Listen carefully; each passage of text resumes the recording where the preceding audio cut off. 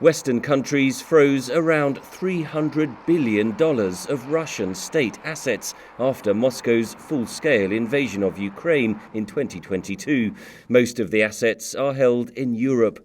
Britain holds around $22 billion worth. British lawmakers last week voted in favour of a non-binding motion to give the money to Kyiv. Several MPs cited uncertainty over future military aid for Ukraine under US President-elect Donald Trump. We do know that he feels differently about Ukraine, he feels differently about the security of Europe, and he feels differently about Russia. So if we want to shift the dial on Ukraine, especially in the face of a drawdown or potential drawdown in US support, we need to go further and faster.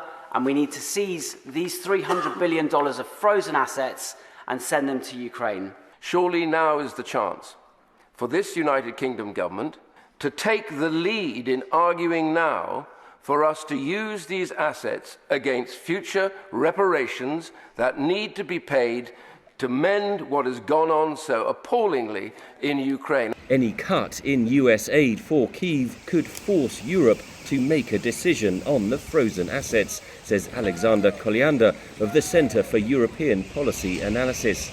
We would have a fear of abandoning Ukraine to Putin's war machine. And honestly, I suspect if it comes to that, the decision would be to give this money to Ukraine.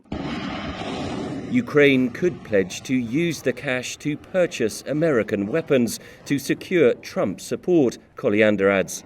It fits nicely into America First idea. It helps Ukraine to get the arms.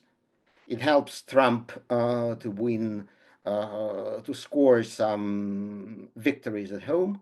But he says the European Central Bank and some national governments have expressed reservations over seizing the assets. They are afraid that if they seize the Russian assets or practically nationalize them and give it to Ukraine, then it would thwart the trust in euro as the reserve currency, and foreign countries would be pretty afraid of investing their sovereign assets in European stocks, shares, bonds, and currency.